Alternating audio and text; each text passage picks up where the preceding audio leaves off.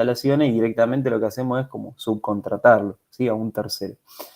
La ventaja de uno conocer de dónde sale un poco los mantenimientos que hay que hacerles y los trabajos y los ensayos, ayuda a que básicamente no nos coticen cualquier cosa, digamos, ¿sí? Porque uno un poco cuando tiene que recurrir a pedir una cotización afuera, si no tiene conocimiento o muy poco conocimiento, digamos, medio que quedamos expuestos, porque la realidad es que vieron que eso pasa en general, uno va a comprar algo y si no investigamos o no sabemos, nos dicen, sí, esto es para vos, digamos.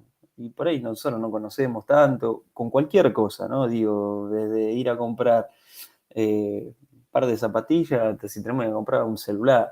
No sé. Uno en la investigación también lo que hace es no solo empezar a ver las distintas características y cómo funciona y dónde podemos conseguirlo demás, sino que también puede ahorrar dinero, que es básicamente lo que le importa a las empresas o a las organizaciones en general, o uno de sus objetivos principales. Entonces, el día de mañana ustedes van a estar porque es muy probable que si es que no lo están haciendo ahora, tengan algunos o algunas pueden estar trabajando de técnicos.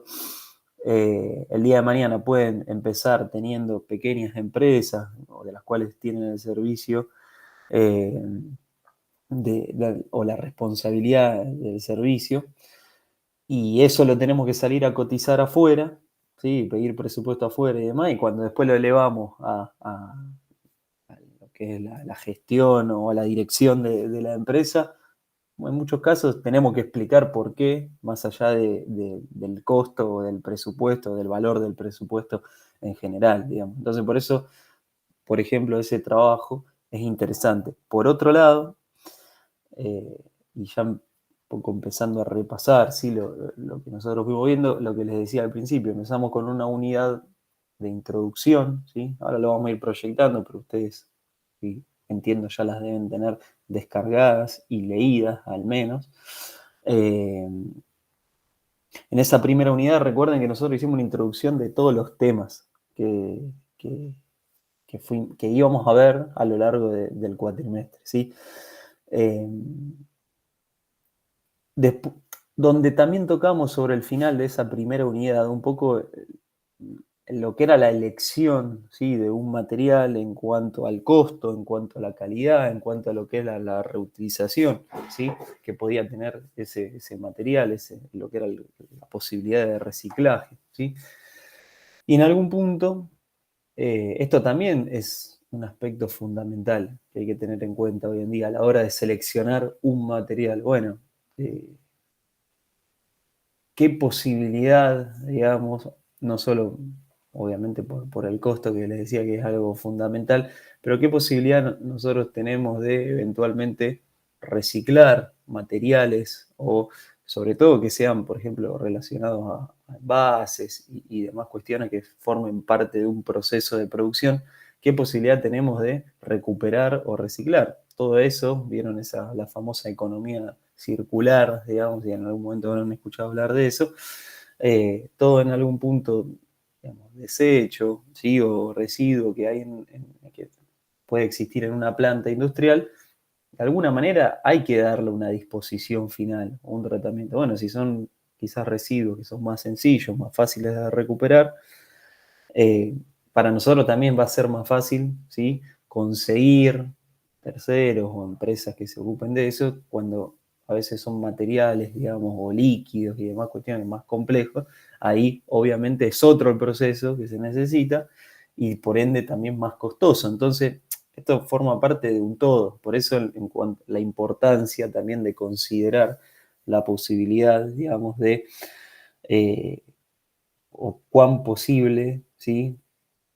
Es o existe o podemos, digamos, ubicar estos materiales o podemos manejar estos materiales desde el punto de vista del reciclado, digamos, y de la recuperación. Eso como una introducción, digamos, ¿no? Después nosotros empezamos con la unidad número 2, para mí la más importante, ¿sí? La unidad número 2 porque ahí, recuerda, empezamos a hablar de lo que eran las propiedades, ¿sí? De los materiales. Probablemente la unidad número 2, la primera parte, y de la unidad número 3 se concentra, diría, el 80% del examen, ¿sí? Porque nosotros hicimos mucho hincapié en lo que eran las propiedades mecánicas de los materiales. Estuvimos, digamos, realizando todos los ejercicios sobre las propiedades en general de los materiales. Esto recuerden cuando empezamos a ver el concepto de esfuerzo, ¿sí? Un concepto fundamental, un concepto que lo podemos tomar, podemos preguntar, bueno, y de ahí recuerden que se empezaron a desprender todos los ejercicios, empezamos a hablar de los distintos sistemas, ¿sí? De unidades. Lo voy a ir proyectando, que lo tengo, digamos, en la orilla, así lo vamos trabajando entre todos. En esa primera parte, ¿sí? De la unidad número 2, nosotros comenzamos hablando de las propiedades en general, ¿sí? Y dijimos que íbamos a hacer hincapié en las propiedades mecánicas, ¿sí? De los materiales. En esa misma unidad también hablamos algo de las propiedades eléctricas que ya nos resulta mucho más familiar, digamos. Es algo que nos es más común para nosotros pensar en lo que es la resistencia o resistividad, la conductividad y demás, ¿sí? Pero empezamos hablando, ¿sí? De lo que eran las propiedades mecánicas de los materiales. ¿Por qué era importante un poco las propiedades mecánicas de los materiales? Porque en algún punto, ¿sí? Describían, de acuerdo a la fuerza, ¿sí? Que se iban a estar sometidos esos materiales, cómo se iban a comportar. Y ahí un poco se desprende el concepto de esfuerzo, ¿sí? ¿Se acuerdan cuando veíamos y un poco estuvimos trabajando los ejercicios y demás? Yo les decía, esta ecuación desde el punto de vista matemático es fundamental. Es fundamental porque de acá se van a desprender todos los ejercicios que nosotros vimos. Yo le decía, ustedes tienen que aprenderse esta fórmula matemática y a su vez el concepto. El concepto de esfuerzo que relaciona básicamente a la fuerza, ¿sí? Aplicada en un área de un material determinado, que nos va a permitir, bueno, lo que decíamos antes, entender el comportamiento del material. Y entender el comportamiento de un material nos dice a nosotros cómo se va a adaptar ante distintos usos, ¿sí? Y de ahí se desprendían otras propiedades, cuando hablamos de la tenacidad, de la fragilidad que podían tener los materiales, etcétera. En ese punto, ¿sí? Nosotros estuvimos viendo el famoso, digamos, gráfico que va a entrar, ¿sí? Este que tenemos acá a mano, va a entrar el gráfico, ya se va claro. Eh, Profe, ¿y cómo tendríamos que, o sea, tenemos que hacer desde cero el gráfico o cómo? Así, tal cual, digamos, el que están viendo en pantalla. La idea es que ustedes, cuando hacen o preparen digamos, se pide, realice, ¿sí? El gráfico y explique la curva de esfuerzo de formación. No es que yo le voy a dar valores, digamos, como del eje X y del eje Y, que ustedes tienen que empezar a dibujar la curva, como hacían en no sé, matemática o análisis matemático, si es que en algún momento tuvieron. La idea de la curva, ¿sí? Es que ustedes expliquen cuáles son las partes principales, digamos, ¿sí? Y un poco los conceptos más importantes que se desprenden de esta curva. ¿Por qué es importante entender esto? Porque de acá, de todos estos conceptos, ¿sí? Como les decía, sale o se desprende, ¿sí? El 80%, digamos, del entendimiento de cómo funcionan, digamos, los materiales o el material analizado. Y acá la idea con esto es que ustedes puedan graficar esta curva, que expliquen cuál es la diferencia o qué es la deformación elástica y qué es la deformación plástica, ¿sí? Eh, ¿Qué es el límite elástico? Un poco, ¿se acuerdan que decíamos que era esa frontera ahí cuando deja ya de ser recto en algún punto, desde el punto de vista de lo que es la curva en sí, y ya empieza a ser curva? Cuando nosotros, recuerden, quitábamos la fuerza, ¿sí? El material un poco retornaba a su forma y o estado inicial sin verse afectado el material. A partir de ese límite, cuando se pasaba ese límite, ya empezaba a aparecer la deformación plástica Y esa deformación plástica, un poco lo que hacía era irreversible, ¿no? O sea, ya nosotros no podíamos retornar a ese estado inicial, o el material se veía afectado en su interior, en su estructura, y eso afectaba las propiedades. ¿Hasta qué punto? Bueno, al punto de una resistencia máxima. Todo material, ¿sí?, tiene un punto de resistencia máxima a la tensión, a la tracción. ¿Eso por qué se da? Bueno, porque el material en su interior está conformado de manera tal que nosotros lo vamos a someter a fuerzas, ¿sí?, a una fuerza X, a un punto que llega hasta tal punto que llega a la famosa resistencia máxima a la tensión, se empieza o se continúa formando hasta que se da la famosa ruptura, ¿sí? Recuerden que nosotros veíamos con el famoso ensayo de tracción cómo teníamos una probeta que empezaba como eh, a estirarse, ¿sí? Y lo que es, digamos, lo que era la parte central de la probeta empezaba a hacerse como más finita, ¿se acuerdan?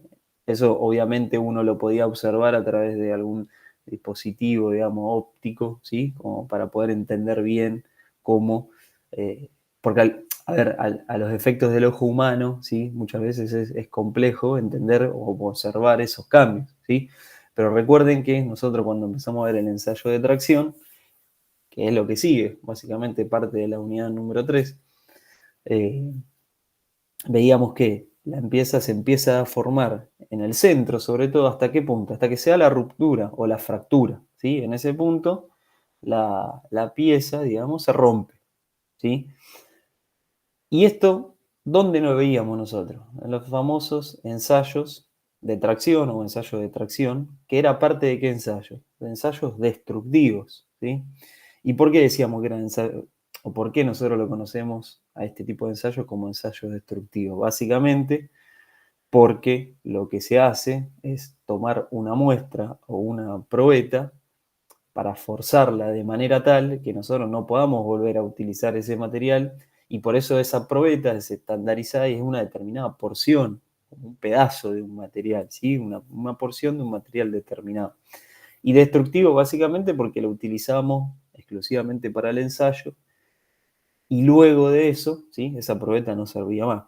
Y hay otro concepto importante que viene en la siguiente unidad, después lo cambio, así continuamos, digamos, con esta, que era un poco la diferencia entre los ensayos destructivos y los ensayos no destructivos, ¿sí? Y como cualidad, digamos, principal de los ensayos no destructivos era que nosotros los podíamos practicar directamente ¿a qué? A los equipos o a las instalaciones en general. ¿Con qué fin? Y primeramente con el fin de no destruir, digamos, la probeta, porque ya estamos hablando de equipos o de instalaciones.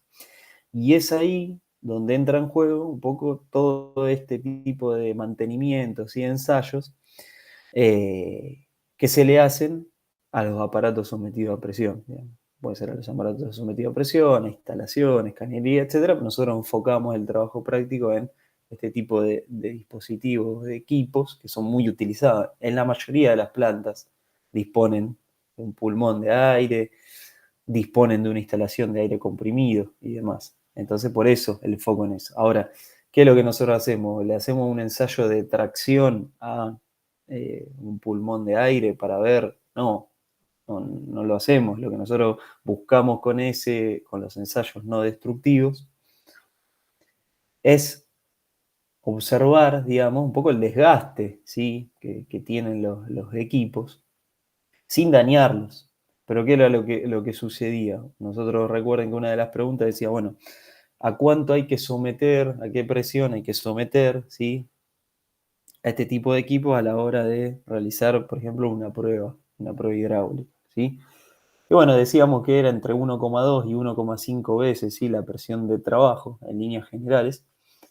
¿Y eso qué ocurre? Bueno, en algún punto está forzando también al equipamiento, ¿sí? Por eso es que otra un poco de lo que se pedía en la actividad, era que o que detallen, digamos, los distintos ensayos, las distintas tareas que se le hacían y la frecuencia, digamos, con la que se le hacía. No es lo mismo una medición de espesores, que es una medición no invasiva, como quien dice, ¿no? Uno con un dispositivo, no sé si alguna vez lo vieron, pero parece eso con lo que nos ocultan, vieron el médico que a veces vamos y nos apoyan eso para escuchar, no sé, el ritmo cardíaco, esas cosas, los pulmones y demás. Es muy parecido al aparato, se coloca en lo que son las paredes, ¿sí? Del compresor, del pulmón, y lo que se observa es, bueno, el espesor, ¿sí? Que tiene básicamente ese equipo. Es una medición no invasiva, como quien dice, no se daña al equipo, no lo sometemos, ¿sí? Y con eso, ¿qué es lo que nosotros vemos? Bueno, vemos el espesor de las paredes y vemos qué desgaste tuvo, sobre todo respecto al periodo anterior y a valores estandarizados. Eso es un ensayo no destructivo, ¿sí? Y a su vez, ¿qué es lo otro que le hacemos? Bueno, la prueba hidráulica para ver que si eventualmente los equipos tienen distintas pérdidas y demás, o filtraciones. Ahora, la prueba hidráulica sí somete al equipo en algún punto, le provoca un esfuerzo extra. ¿Por qué? Porque lo hace trabajar a una presión mayor a la de trabajo.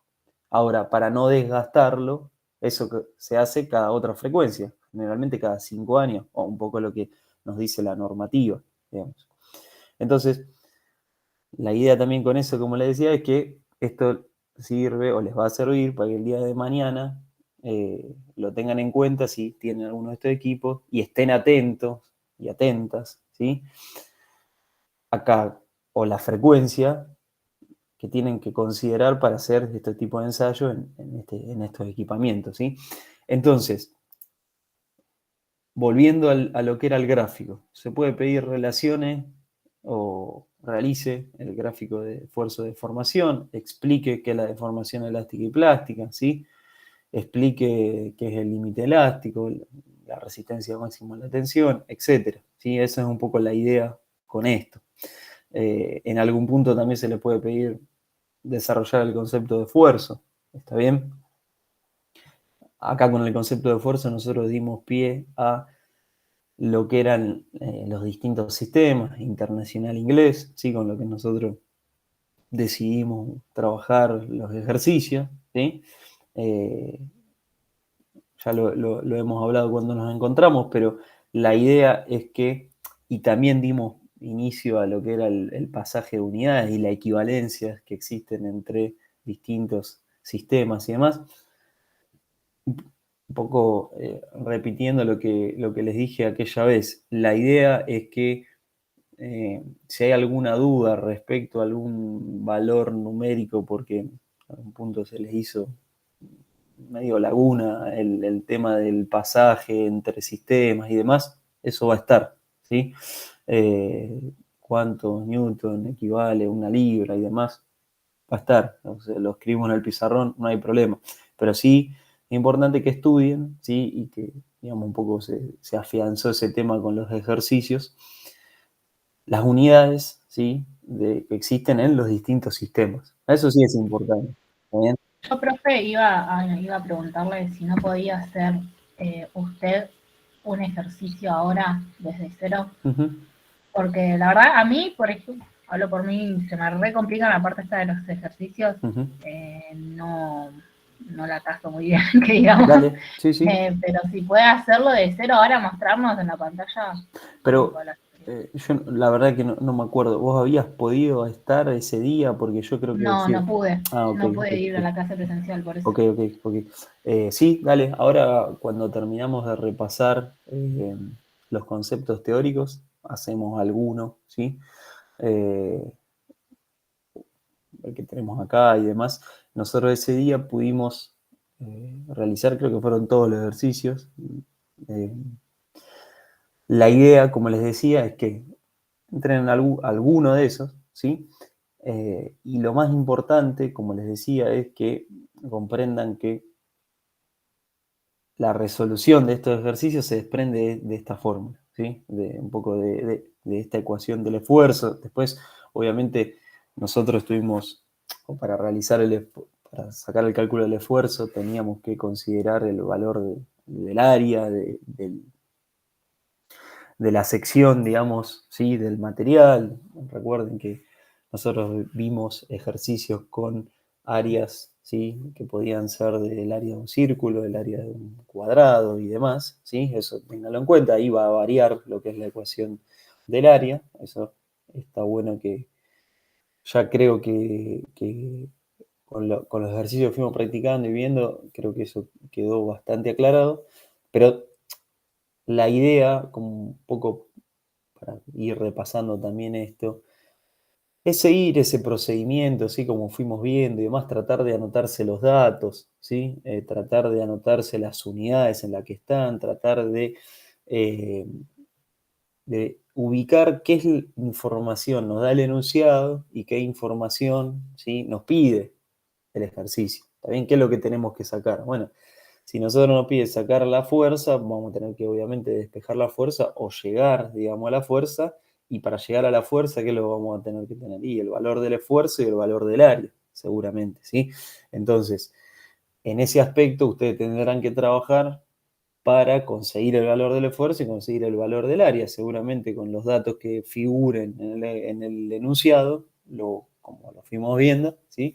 Lo van a poder sacar. O se le puede solicitar, bueno, tener el radio del material determinado considerando una fuerza de tanto y observando el gráfico, ¿se acuerdan cómo veíamos? ¿Sí? Donde ahí en el gráfico veíamos el esfuerzo, ¿sí? Entonces, bueno, considerando esos puntos, se saca la fuerza, el radio, perdón. Y lo mismo, considerando si se pide que se saque el esfuerzo, bueno, tendrán que tener la fuerza y el área, ¿sí? Correspondiente para realizar ese cálculo, ¿sí? Ahora vemos sobre el final, ¿no? Una vez que terminamos de repasar estos conceptos, algunos de los ejercicios, ¿sí?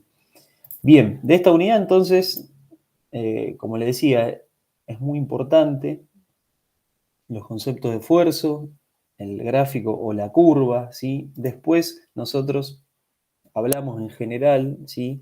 Y detallamos de manera conceptual propiedades mecánicas, ¿sí? Que tienen los materiales en general. eh, de manera conceptual, ¿sí? Se desarrolló y después lo fuimos viendo, ¿sí? A medida que observábamos, ¿sí? Los distintos materiales, ¿sí? En este gráfico, como les decía, en las slides siguientes, está bueno porque está en detalle, digamos, todo esto que les vengo comentando, o les vengo explicando respecto a cómo es que se va dando, ¿sí?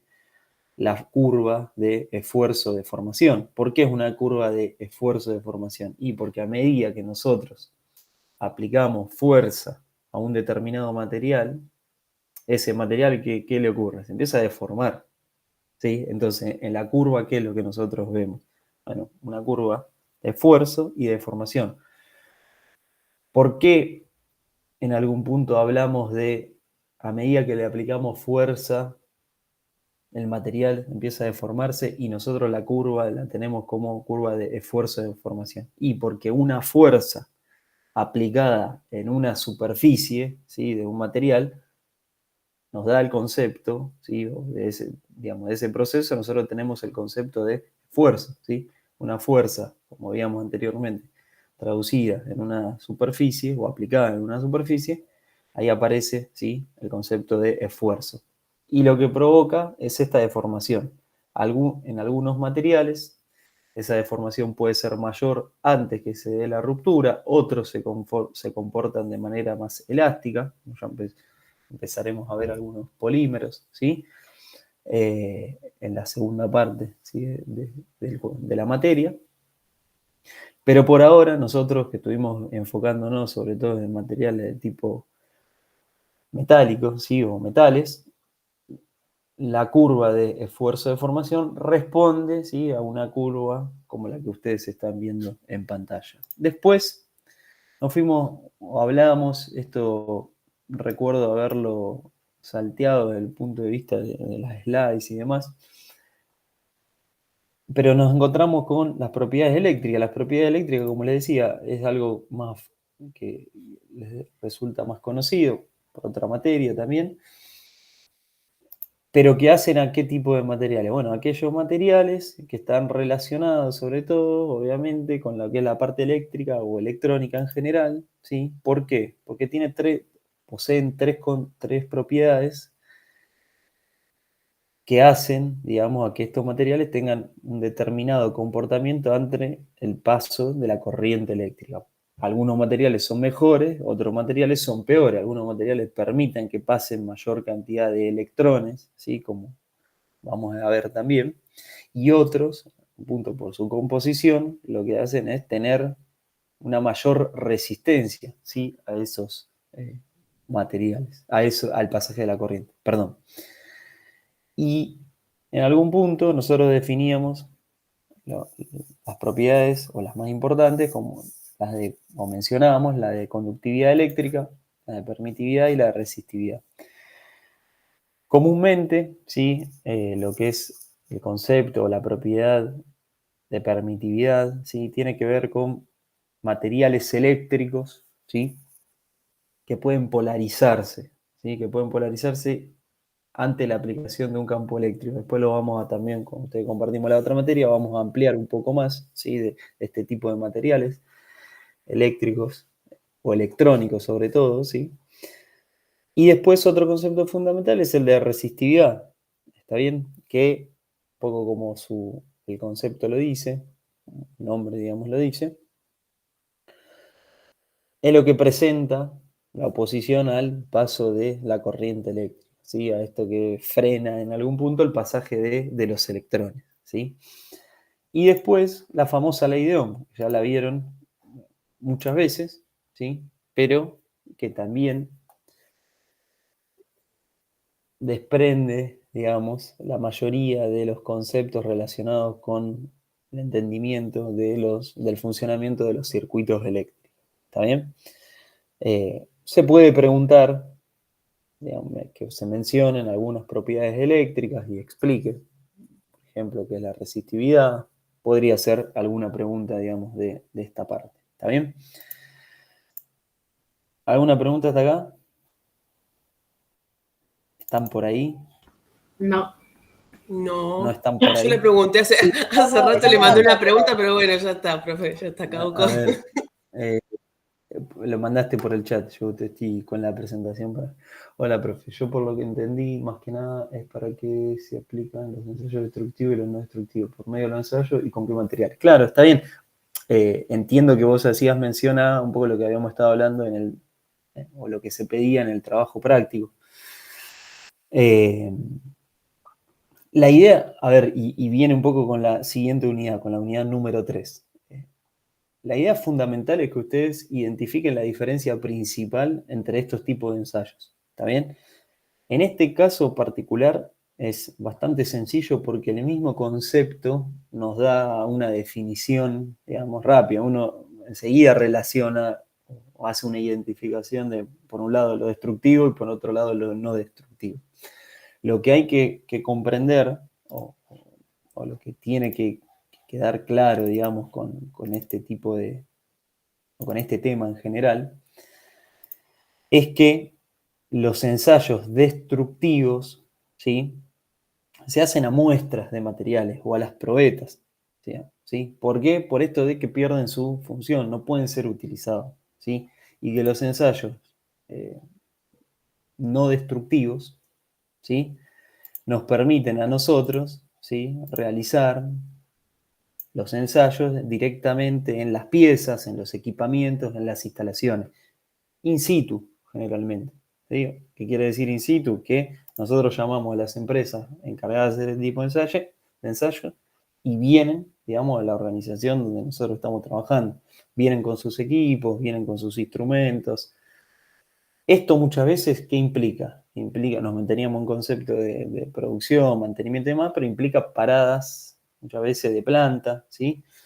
Por lo cual, dependiendo de el grado de utilización o la importancia de este equipo del sistema, por ejemplo, de aire comprimido,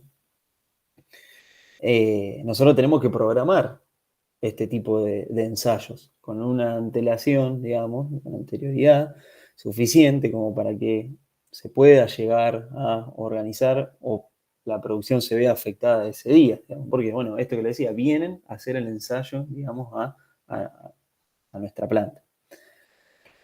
Y los ensayos destructivos, los que nos permiten, ¿sí?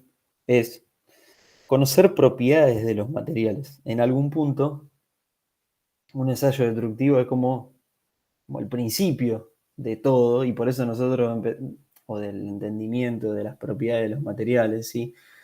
Y seguramente para construir, digamos, un pulmón de aire, una caldera y demás, hubo que hacer en algún momento un ensayo destructivo para entender el material, para entender las propiedades, para entender qué era lo que sucedía cuando nosotros aplicábamos fuerza, digamos, ¿sí? O cuando lo sometíamos a ese material. ¿Está bien? Entonces, esa es como la diferencia principal, digamos. Se puede tomar, explique, diferencia, puede ser una pregunta, ahí va. Diferencia entre ensayo destructivo, ensayo no destructivo, mencione, ¿sí? Algunos, ¿sí? O dé algún ejemplo de cada caso, ¿está bien? Eso podría ser, por ejemplo, alguna pregunta, ¿sí? Y dentro de los ensayos destructivos, acá viene la unidad número 3, ¿sí?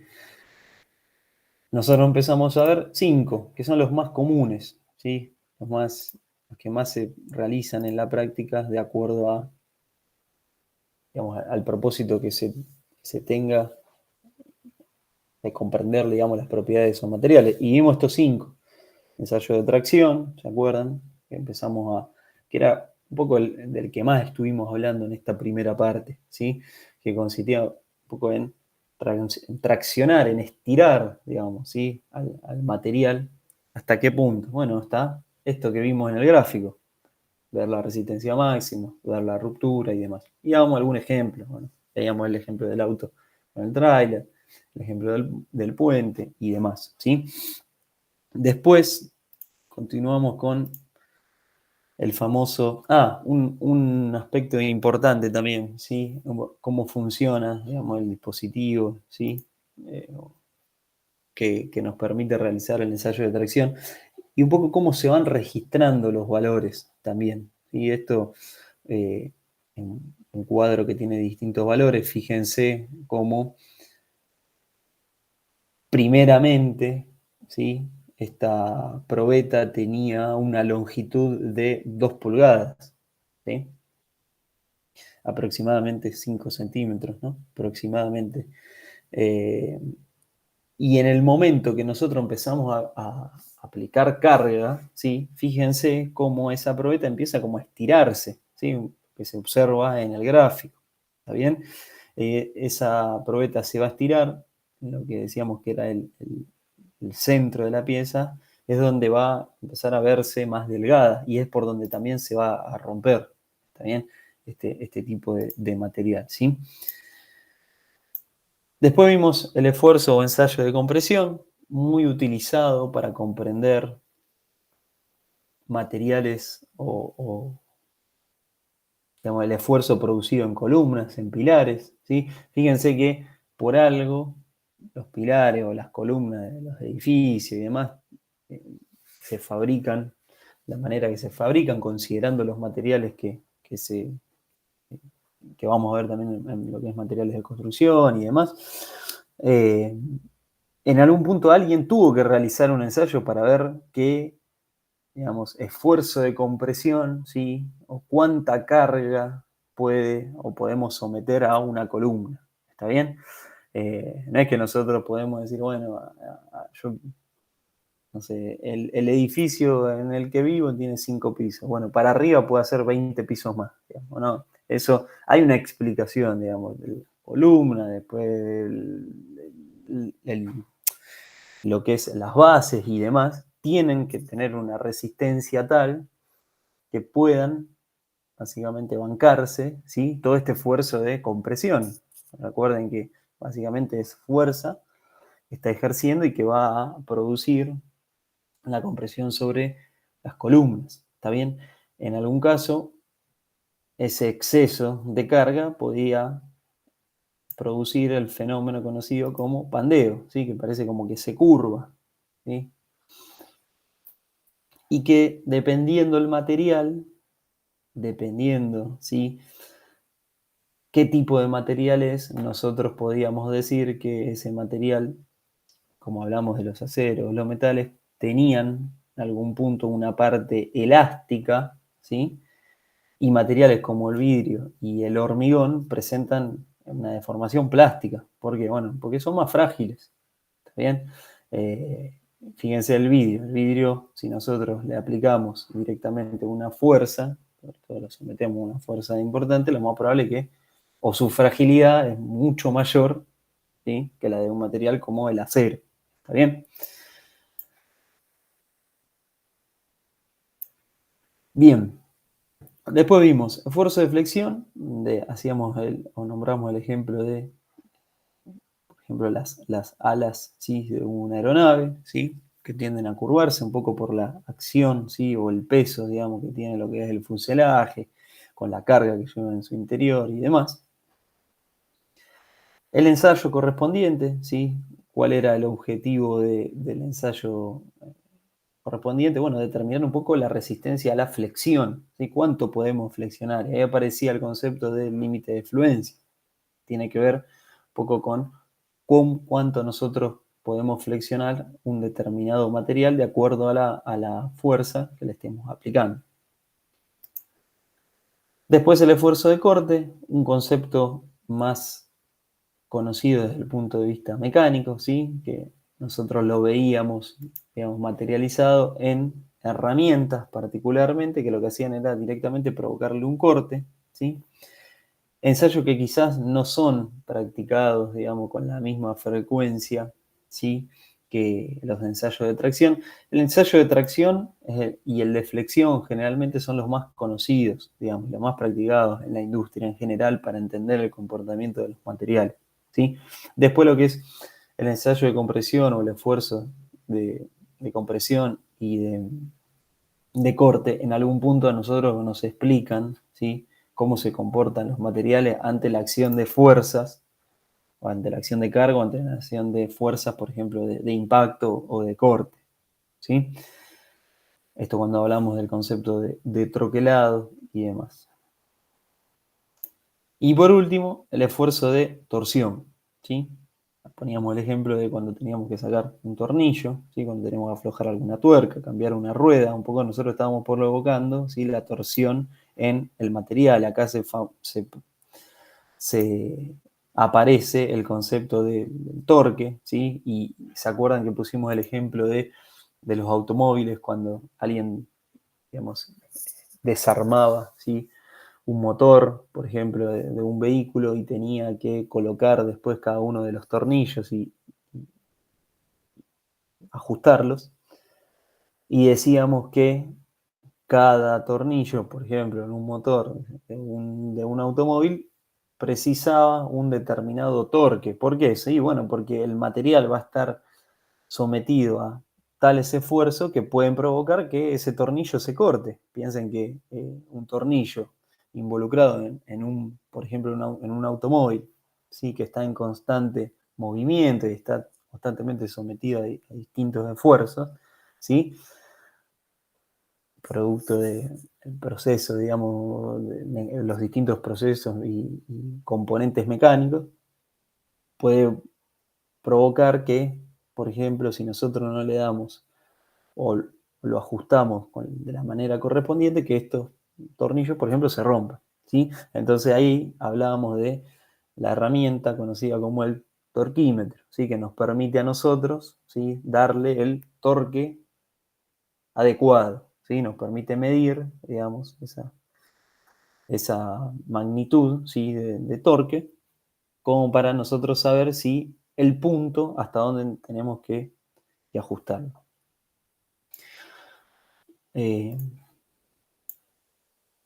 Un gráfico, digamos, que a mí, o un otro punto que a mí me gusta tomar, ¿sí?, es el de, o es este, digamos, ¿sí?, donde se pide en algún punto, sin la necesidad de realizar el dibujo, pero sí hacer un resumen entre cada uno de los ensayos, qué efecto y en qué, digamos, nombrar un ejemplo, digamos, donde nosotros podemos ver o donde podemos encontrar este tipo de esfuerzo. Puede entrar, ¿sí?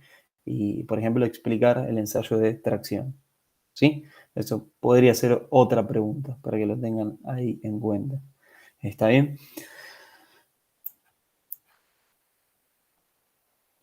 Bien, después, bueno, repasamos, ley de Hooke, no hicimos ejercicios, ¿sí? Dijimos que no lo íbamos a tomar, está bien, y acá tenemos algún otro ejercicio que ahora lo vamos a resolver, ahí si quieren o repasar, un poco lo que nos preguntaba Ileana, para ir repasando este tipo de ejercicio. Y por último, la unidad que terminamos de ver la clase pasada, ¿sí? Lo que era la unidad número 4 de aceros, una unidad que también hacemos, ¿sí? Alguna pregunta sobre todo, ¿sí? La diferenciación, esperen que la abrimos.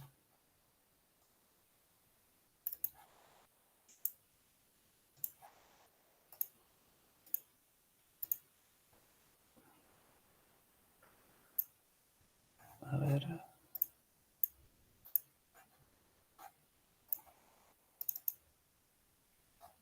Ahí está.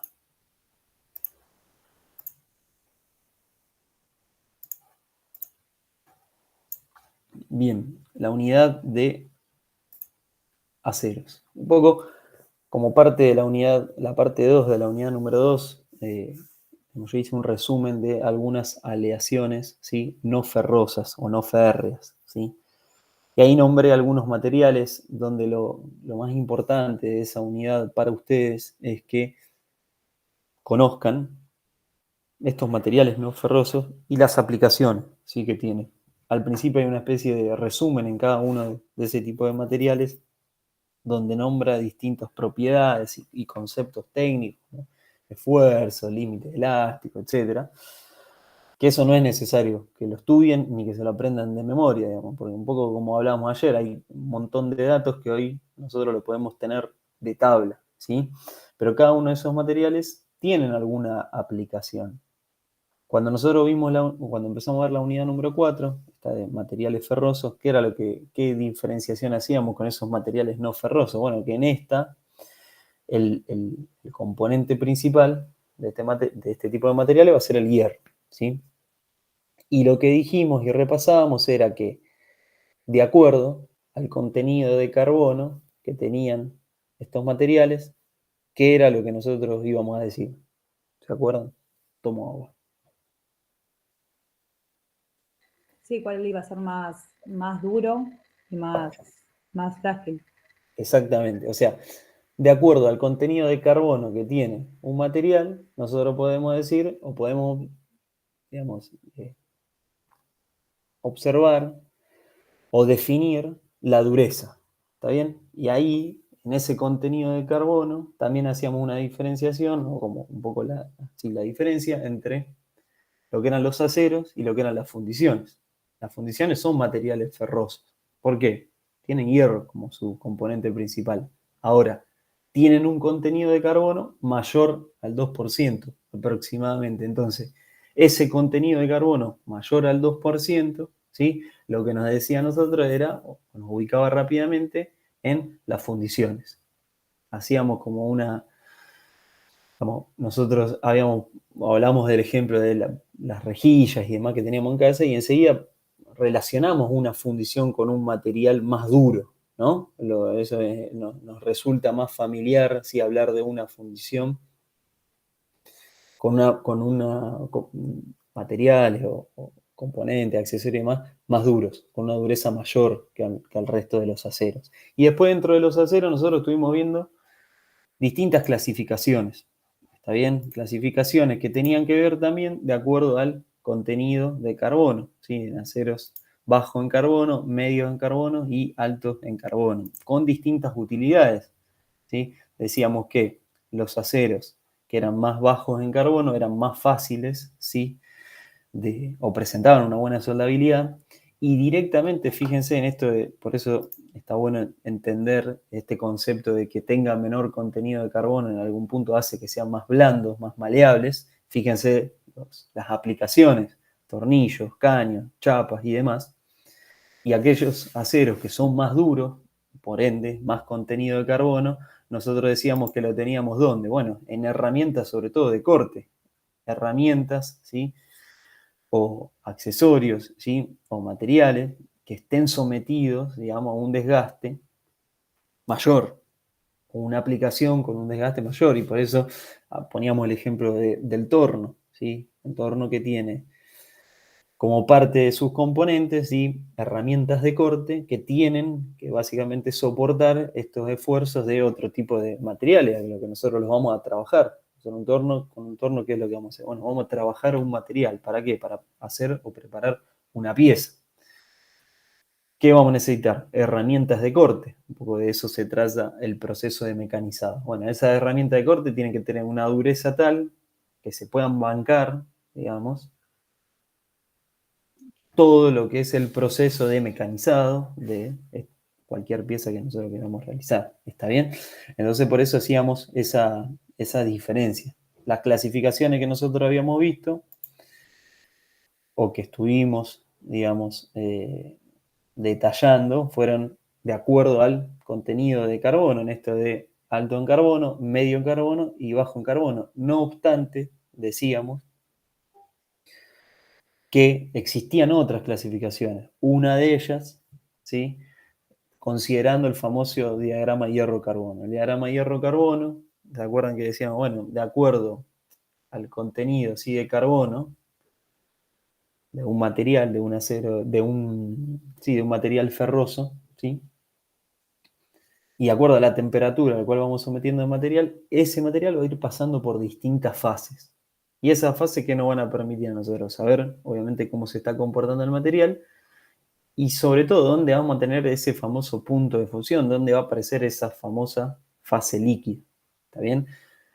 Aparecían un montón de nombres raros que vienen en la segunda parte de esta unidad, que estaban en el diagrama hierro-carbono, que tenían que ver con un poco la estructura, ¿sí?, micrográfica. Bueno, habrán observado que habla de perlita, martensita, ferrita, etc. Tiene que ver con su estructura. Esa estructura, recuerden que nosotros decíamos que aplicándole temperatura, la estructura empieza a modificarse de manera tal que nos va a permitir a nosotros hallar las fases u observar, digamos, en qué punto, ¿sí?, se transforma o se da ese famoso estado de fusión.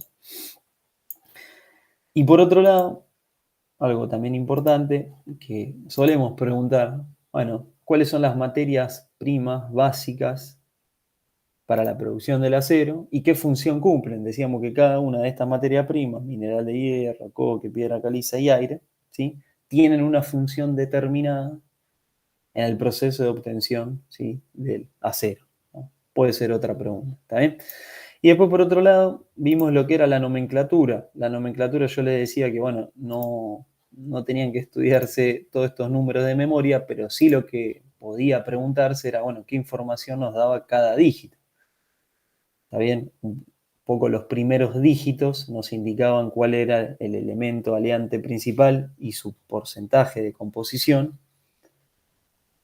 Y el tercer y el cuarto dígito, ¿sí?, nos indicaban el contenido de carbono. ¿Está bien? Y vimos distintos ejemplos, con una numeración que iba del 1 al 9.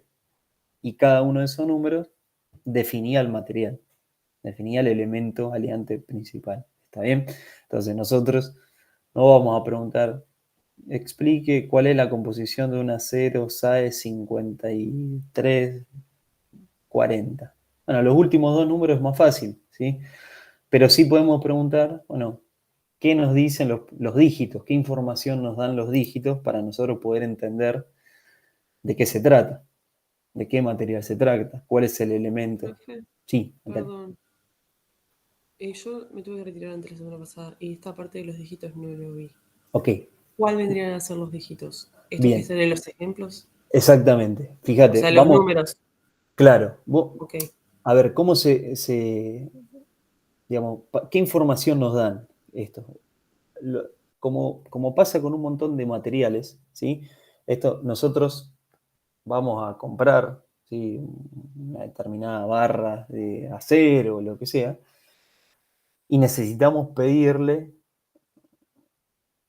una barra con una determinada composición o una determinada, digamos, información para la aplicación que nosotros necesitemos. Bueno, estos nombres o esta designación o esta nomenclatura nos permite a nosotros, o la podemos utilizar para lo que es los aspectos comerciales, ¿sí? Nosotros vamos a pedir y no vamos a decir, dame un acero al cromo con 35% con 0,35% de carbono. Nosotros decimos, bueno, dame un acero SAE 1015, por ejemplo. Entonces directamente nos venden el acero SAE 1015. Esos números nos dan información.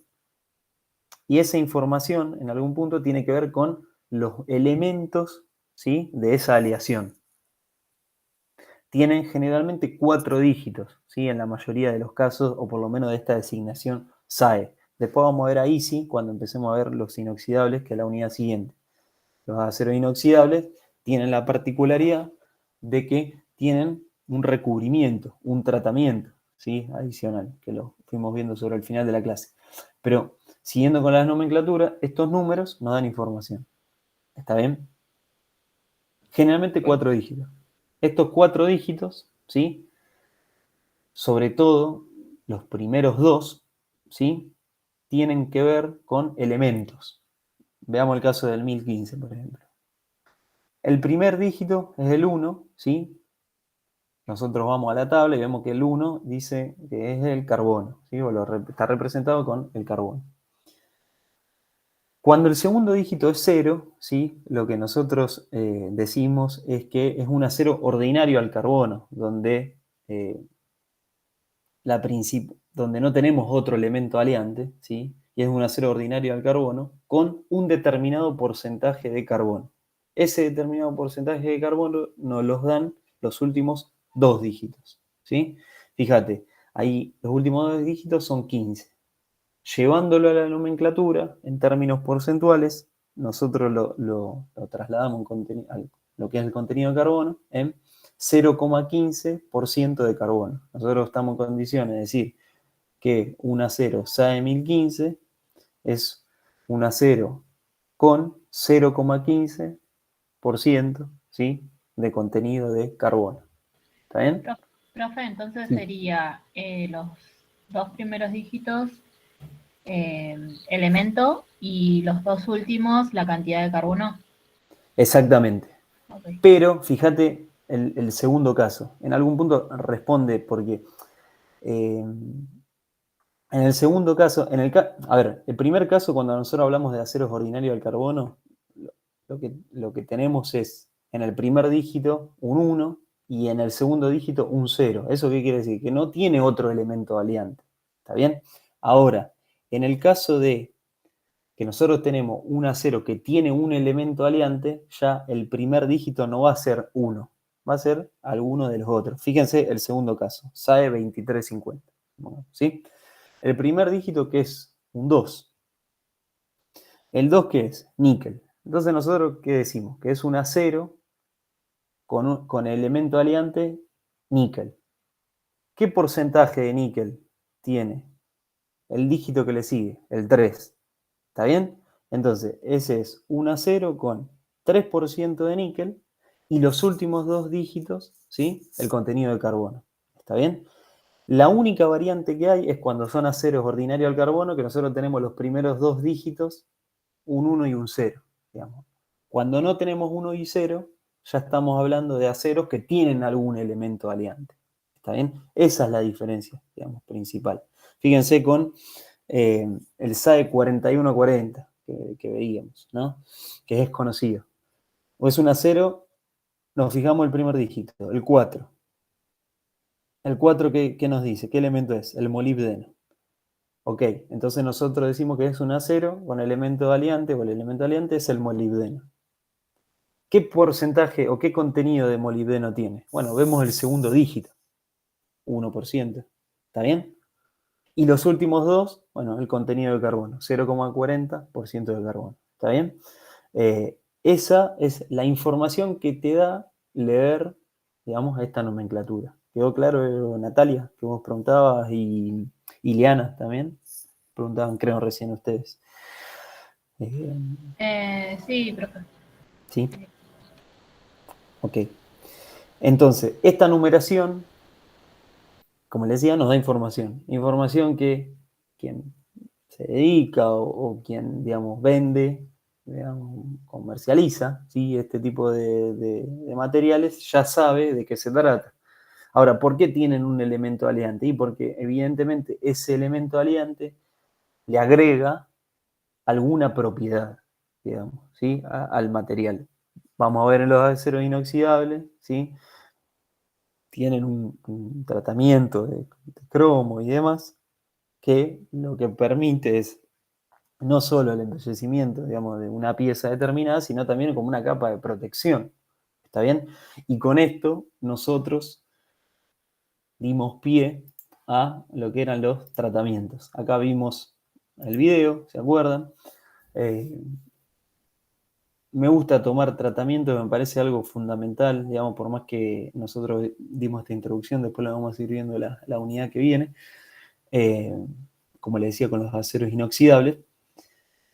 Y acá puede preguntarse, explique qué es el proceso de forjado, ¿sí? Qué función cumple la temperatura, digamos, en este tratamiento, ¿sí? Un poco el hecho de calentar, digamos, al material a una determinada temperatura nos permite a nosotros, ¿sí? Darle también o mejorar, digamos, el proceso de la forma, ¿sí? Que nosotros queremos, o el acabado, digamos, que queremos darle a un material. ¿Se acuerdan que veíamos en el video cómo el chico lo que hacía era sometía la pieza, veíamos la pieza al rojo vivo y empezaba como a golpearla y a darle la forma que quería? Eso permitía que en algún punto el material, digamos, modifique su estructura y a nosotros nos permita tratarlo, digamos, ¿sí? O lo vuelve más maleable, ¿sí? Esto que cuando calentamos, digamos, al acero a esta temperatura de forjado, ¿sí? Permite que nosotros podamos modificar, digamos, o moldearlo, ¿está bien? Entonces, se puede preguntar qué es el proceso de forjado. Después decíamos o vimos también que en paralelo se hacen otros tratamientos, ¿sí? Conocidos como tratamientos térmicos. Los más conocidos son el temple y el revenido. Muchas veces, previo a realizar un forjado, lo que se hacía era un tratamiento de normalizado, ¿sí? Como para preparar, digamos, al material, ¿está bien? ¿Qué particularidad, digamos, o qué punto en común tienen los tratamientos térmicos? Es que en todos ellos, ¿sí?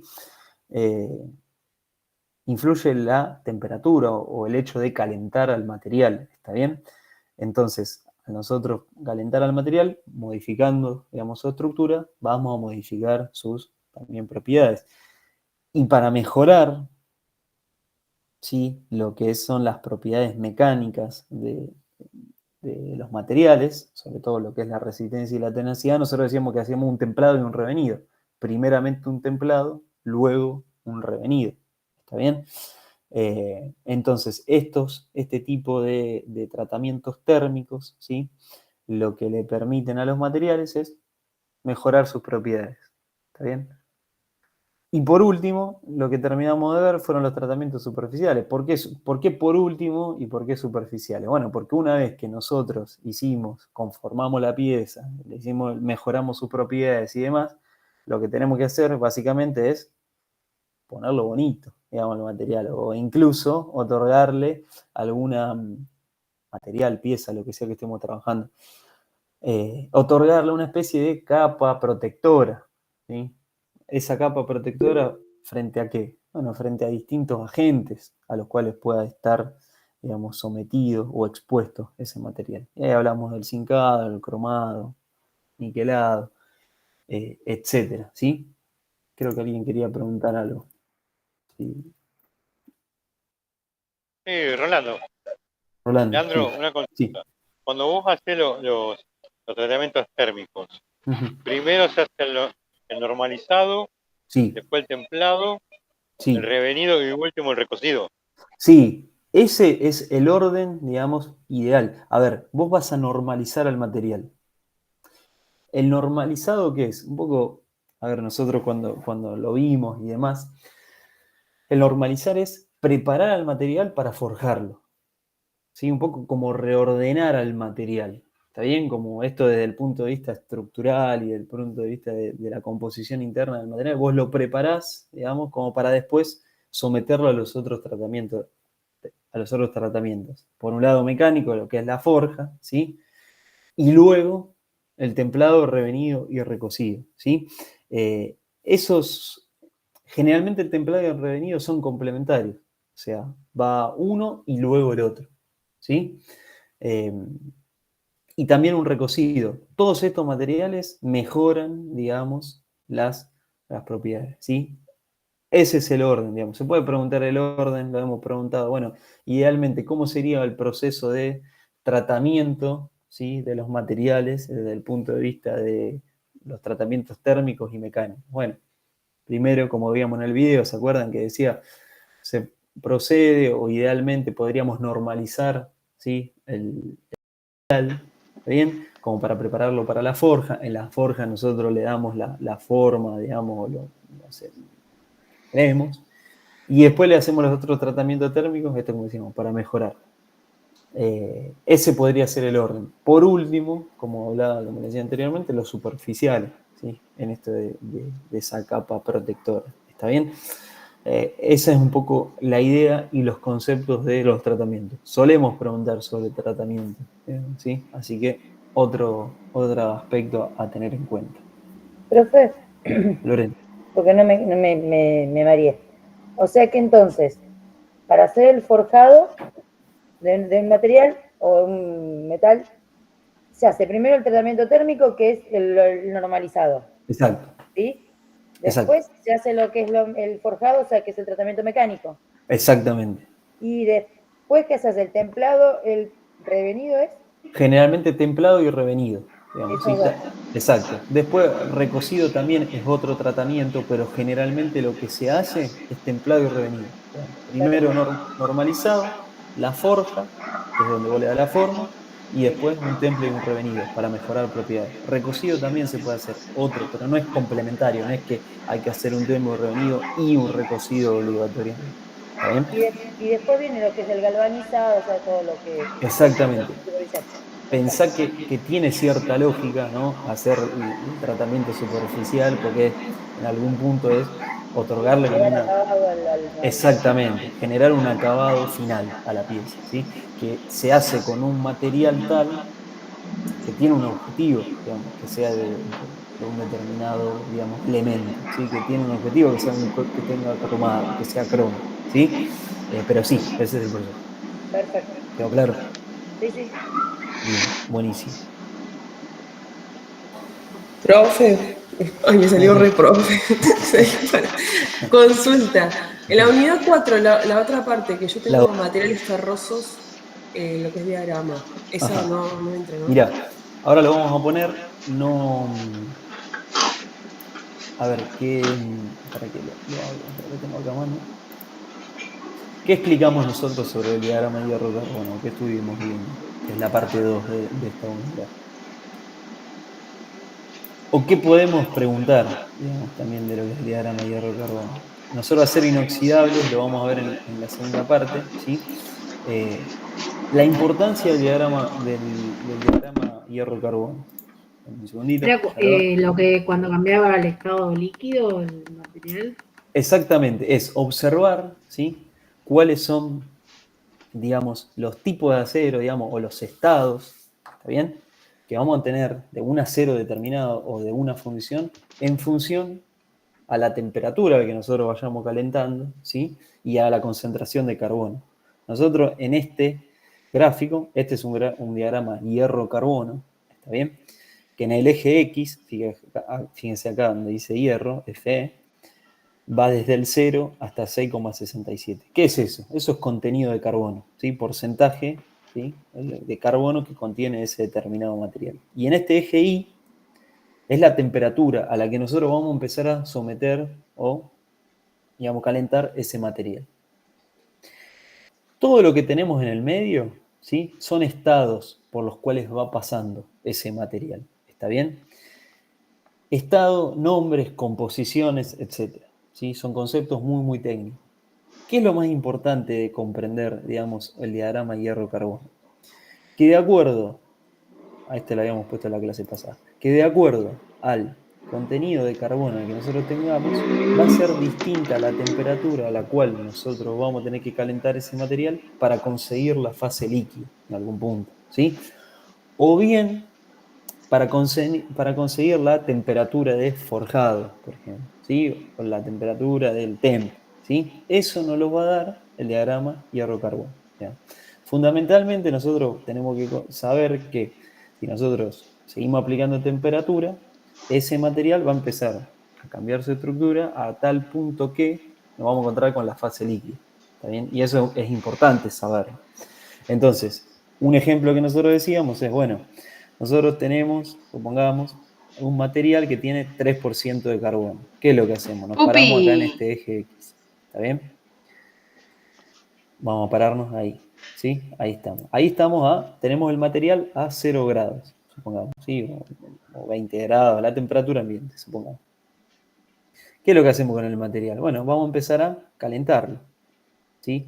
Nosotros, ¿en qué momento nos vamos a encontrar con la fase líquida? Vamos a empezar a ver que el material empieza digamos, a ponerse, digamos, empezamos a encontrar el famoso punto de fusión. Bueno, cuando seguimos subiendo, seguimos calentando, y en este momento que nosotros empezamos a tener, digamos, estos valores, ¿sí? De gamma más L, ¿esto qué quiere decir? Gamma, en algún punto, es un nombre técnico de esta fundición, digamos, ¿sí? Más L. ¿La L qué es? Es este estado líquido que decimos. Entonces, nosotros podemos decir que si tenemos una fundición o un material ferroso con 3% de carbono, a partir de los 1100, exacto, 1148, ahí está marcado, nosotros vamos a empezar a encontrarnos con lo que es la fase líquida. ¿Está bien? Y a partir de si seguimos calentando el material, será 1300 grados aproximadamente, vamos a tener un material completamente líquido. ¿Está bien? Para este contenido de carbono. Esa es la información que nos da, digamos, el diagrama, ¿sí? La pregunta frente a esto puede ser, explique, digamos, qué información proporciona un diagrama de hierro-carbono, ¿está bien?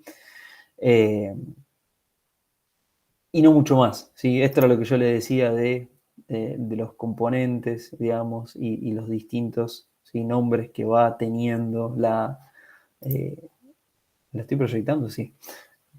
El material de acuerdo, ¿sí? A los estados por los que va pasando. ¿Está bien? Fundamentalmente, ¿esto dónde se usa? Bueno, para entender cuáles son las temperaturas de forjado, ¿está bien? Estas temperaturas van a ir en función al material que nosotros tengamos. Entonces, nosotros vamos a conocer el material, vamos a ver el contenido de carbono que tiene y vamos a conocer, por ejemplo, estas distintas fases o distintas temperaturas. Digamos, ¿sí? ¿Eso dónde? Bueno, en un laboratorio, digamos, donde estén practicando o se estén conformando piezas, ¿sí? Donde se esté trabajando con este tipo de materiales. Digamos. Esa es la idea, digamos, del diagrama. La pregunta de examen podría ser qué función o qué información proporciona o puede proporcionar un diagrama hierro-carbono. ¿Sí? No se va a pedir que grafiquen este diagrama hierro-carbono, digamos. Yo no lo sé de memoria tampoco, así que tiene muchos conceptos. Esta es una versión resumida encima, así que tiene muchos conceptos. La pregunta también podría ir, bueno, en esto del contenido de carbono, ¿cuál es la diferencia entre un acero y una fundición? ¿Está bien? Esto que decíamos del contenido de carbono. ¿Ok? Esa es alguna otra, digamos, pregunta que podría ser. Y con esto es todo, digamos. Con esto nosotros terminamos estas primeras 4 unidades, ¿sí? Que tienen que ver con este tipo de materiales, sobre todo materiales metálicos o aleaciones, digamos, ferrosas y no ferrosas, ¿sí? Ensayos, ¿sí? Ya en lo que es la segunda parte nos vamos a concentrar más en polímeros, algo de materiales de construcción y demás. Pero para esta primera parte, terminaba acá. ¿Está bien? La idea del examen es lo que les fui comentando. Digamos. En esta oportunidad no hice banco de preguntas, no lo voy a hacer tampoco por una cuestión de tiempo, pero ya les fui comentando, digamos, un poco las preguntas, cómo van a ser. ¿Está bien? Un ejercicio vamos a tomar y después serán 4 preguntas. Digamos. Genial, profe. Mil gracias. Pero sí hagan foco en esto que yo les fui diciendo. En todas estas preguntas o mejor dicho, conceptos que fui remarcando. ¿Está bien? Eso seguramente entre, que es fundamental. Digamos.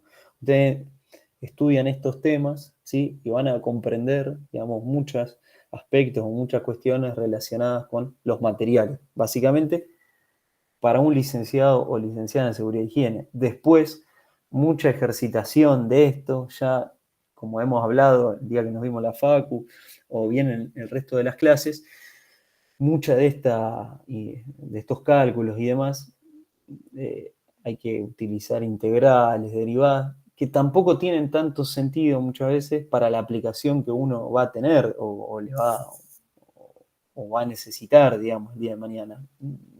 La verdad que dudo que de los 17 o 16, digamos, alguien vaya a trabajar a un laboratorio de ensayos, digamos, que son licenciados, licenciadas en higiene. Si van es para brindarles el servicio, digamos, ¿sí? Pero no como en la parte como la oficina técnica o es menos probable, digamos. En ese caso hay un montón de otras materias más, digamos, como en su momento me tocó tener a mí, ¿sí? De mecánica de los materiales, ¿sí? Mecánica del mecanismo y demás, que tienen un contenido de matemática muchísimo mayor, digamos, al de una ecuación, ¿sí? Como la del esfuerzo que nosotros vimos. Que como todo, digamos, a veces cuesta uno encontrarle la utilidad. Lo bueno es que en algún punto a uno le hacen como abrir un poco más, digamos, la cabeza, los ejercicios y demás, digamos. Eso un poco hace como que traccione un poco más el cerebro, digamos. Sí, después, obviamente, también he renegado como ustedes con ese tipo de ejercicio, pero en algún punto viene bien, ¿sí? Como para... A ver, fue como lo que hablábamos el otro día, cuando nos vimos allá en la facultad y demás. Vieron que uno lo empieza a hacer, lo empieza a practicar y después como que parece que le resulta más familiar el tema, digamos. Entonces, practíquenlo, si tienen alguna duda puntual la vamos viendo. Ahora yo justo tenía abierto ese que habíamos estado viendo en la unidad. Yo no sé, pero la atracción de cerebro que voy a tener yo va a ser bastante complicada, porque lunes y martes tenemos Sí. ¿Y después tienen más o no? ¿O tenían esta semana? No me acuerdo que me habían dicho. O ya está. Ya la otra semana. No, después no. No nos dejaron rendir esta semana. ¿Por qué no le dejaron rendir? ¿Qué pasó? No había luz. ¿Vieron que dicen que no había luz? Porque sacábamos todos. Hubo una Porque- pequeña desfasaje en los lineamientos del parcial, entonces, Ah, bueno. como digamos, como que parece Sí. que fueron muy pocas las chicas que lo entendieron, la mayoría no lo comprendimos a los lineamientos que dio el profesor. Bueno, pero entonces No no, estamos a la altura, por eso. pero no lo hicieron entonces el examen, digamos, se amotinaron y no lo hicieron. No. No. No, Profe, pero- no pregunte más. Es una herida que no hay que tocar. Listo, Por listo. favor. No, me no, parece que no. cada vez que pregunta me tomo mala pasta. Entonces, El jueves hablamos. Ok. No, El que jueves se pica. el jueves Hay lo alguien que tienen. tiene ahí la cámara abierta que fue la única que aprobó. Mirá, te mandaron al frente, Ahí Florencia. está. ¿Ves? Por eso no quiere que hablemos. Ok, ahí. Y bueno, los códigos son así, ¿vieron? ¿Qué va a hacer? Bueno, profe, ¿me puedo retirar yo ya? O Si querés, yo me voy a quedar explicando uno de los ejercicios, digamos, que es un poco el que estuvimos lo viendo. repaso tranquila mirando los apuntes. Sí, que estuvimos viendo la clase pasada, la Son los mismos presencial. igual, todos los que vimos. Exactamente, Viste, sí. los repaso, Las variantes de entonces. ejercicios son esas, digamos. Así que, digamos, no obstante, como le dije, yo mañana voy a estar en la facultad. Si alguien va a estar, quiere acercarse, bienvenido, bienvenida. Y bueno, vengan tranquilos, ¿sí? Tranquilas, no es la muerte de nadie, les va a ir bien, si estudian eso. Bien, buenas noches, nos vemos. Que estés bien, Natalia, nos vemos. Gracias. Bueno, a ver, vamos ahí con el de la barra estructural rectangular. ¿O querés elegir alguno, Iliana, en particular que quieras ver? No, profe, cualquiera, porque Bueno. en ninguno le casé, así que Bueno, cualquiera ok. me viene bien. Bien, tengo justo tengo abierto, digamos, este que estuvimos hablando, o que estuvimos, no me acuerdo si trabajándolo acá o con la comisión de la mañana, pero lo volvemos a hacer en todo caso, ¿sí? Bien, como les dije, esto aplica, perdón la insistencia, pero me parece que vale la pena repetirlo, ¿sí? La clave para cualquier ejercicio, no solo de conocimiento de los materiales, digo, para cualquier materia que tengan, es que ustedes lean atentamente el enunciado, digamos, no se apuren, ¿está bien? Eso es otro aspecto, digamos. Muchas veces se apuran, ¿está bien? No sé si es por nervios o porque se quieren ir rápido o lo que sea, se apuran, digamos. Entonces, cuando se apuran, cometen errores, digamos, errores que son bastante pavos, digamos. O sea, por ahí se equivocan, como vimos no sé, en una división, digamos, en una multiplicación, digamos. Pero por apurado, no porque no lo sepan hacer, digamos. Es porque eso que le digo. Entonces, quieren hacerlo rápido, dicen, listo, es una pavada el ejercicio, lo hago, y se confunden, digamos. Le digo porque me pasó ya en otros cuatrimestres, ¿sí? Háganlo tranquilo, hay tiempo, digamos, va a haber 2 horas para hacer el examen, suficiente, digamos, el ejercicio, si estudiaron el examen lo van a hacer en 40 minutos, digamos, no van a tener problema. ¿Cuándo es el recuperatorio? No me digas eso, Susana, no sé. Pero ténganse fe. ¿Cómo es? No sé cuándo va a ser el recuperatorio, después lo veremos. Me dejaste ahí sin palabras, pero a ver. Yo, profe, me tengo fe en los 4 puntos teóricos. Bueno. Ya en el práctico decae mi fe, como que no. Bueno, algo que yo les aclaré la primera clase, digamos, algo siempre, como les digo, con las normas claras, digamos. Para la promoción, el ejercicio mínimamente debería estar bien para la promoción. Si ustedes no hacen el ejercicio, ¿sí? O lo dejan en blanco, por ejemplo, no, por más que los otros 4 puntos estén perfectos y tengan dibujado y todo con colorcitos y demás, no van a llegar a la promoción, ¿está bien?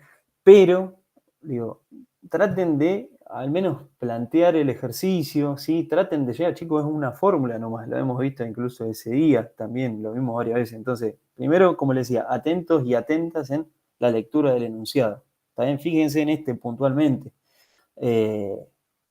Dice, se tiene, ¿sí? Como empiezan todos los ejercicios, se tiene una barra estructural de acero, ver figura, ¿sí?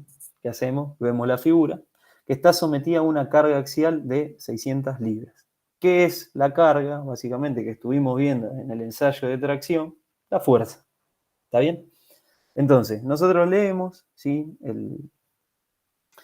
el enunciado y ya nos dice que tenemos una figura determinada, que ahí la estamos viendo, ¿sí? Una especie de probeta con sección rectangular y que se le aplica una carga de 600 libras. ¿Para qué? Para traccionarla la carga. ¿Está bien? Entonces, punto 1. Determine cuál fue el valor del esfuerzo producido por dicha carga. Este ejercicio es bien sencillo, digamos, ¿sí? ¿Qué nos pide? Bueno, el esfuerzo. ¿Cómo vamos a sacar el esfuerzo? Básicamente, con la única ecuación que tenemos y que aplica para todos los ejercicios, digamos, que estuvimos practicando. Esfuerzo es igual a fuerza sobre el área. Bien, ¿qué decíamos como otro de los pasos fundamentales para comprender el ejercicio? Bueno, observar, ¿sí? En qué sistema, digamos, tenemos los datos que nos está dando el enunciado. Bueno, nosotros vemos que tenemos una carga o una fuerza que está en libra, decimos que está en sistema inglés. ¿Okay? Después, por otro lado, ¿qué es otro dato que nos da? La figura. La figura tiene, digamos, básicamente 2 lados, uno de 40 milímetros y otro de 55 milímetros. ¿Está bien? Eso, naturalmente, está en el sistema internacional. ¿Sí? Nosotros en el sistema internacional hablamos en milímetros, ¿sí? Cuando expresamos esas medidas. Ahora, ¿qué ocurre con esto? Como dijimos, nosotros no podemos operar o hacer ecuaciones con unidades, digamos, de distintos sistemas. O trabajamos todo en el sistema internacional o trabajamos todo en el sistema inglés. Para definir en qué sistema vamos a trabajar, tenemos dos formas, digamos. En algún punto que el mismo enunciado nos diga, che, tenés que expresarlo en sistema inglés. ¿Está bien? Otra puede ser que no te diga nada. Nosotros dijimos que cuando no te decía nada, se desprendían otras dos opciones más. O trabajarlo en el sistema internacional o trabajarlo en el sistema que le quede más cómodo. ¿Está bien? Entonces, eso también ténganlo en cuenta, ¿sí? Para el examen.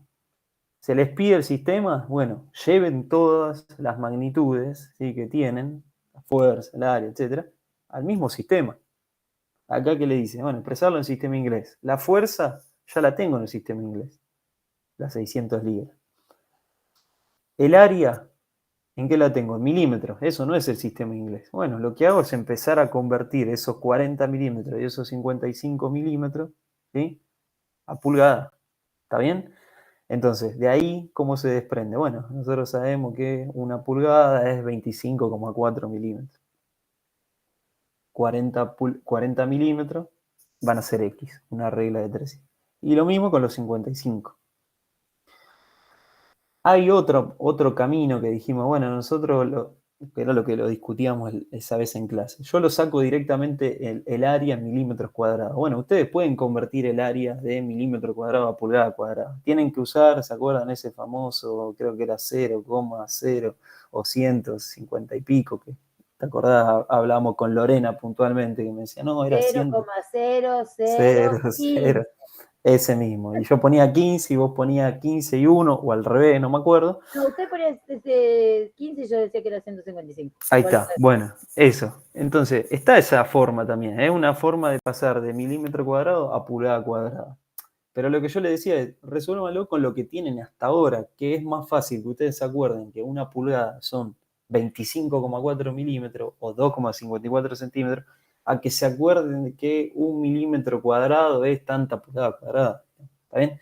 Porque es mucho más probable que utilicen la relación milímetro-pulgada en lo cotidiano, digamos, para ver cuántos milímetros tiene la televisión, digamos, de 70 pulgadas, supongamos, por poner un ejemplo, antes que, o cuando quieran ver cuál es el diámetro de un caño que viene en pulgadas, supongamos, antes que los milímetros cuadrados, las pulgadas cuadradas, es poco probable, digamos, trabajar con eso. ¿Está bien? Por eso yo les decía, piensen en algún punto esto, cuando hablamos de criterio funcional, criterio técnico, bueno, es un poco el criterio también técnico, ¿sí? Digo, uno muchas veces no tenemos todos los datos, estamos trabajando y no tenemos toda la información, tenemos algo de la información. Bueno, usemos la que esté o la que tengamos, ¿está bien?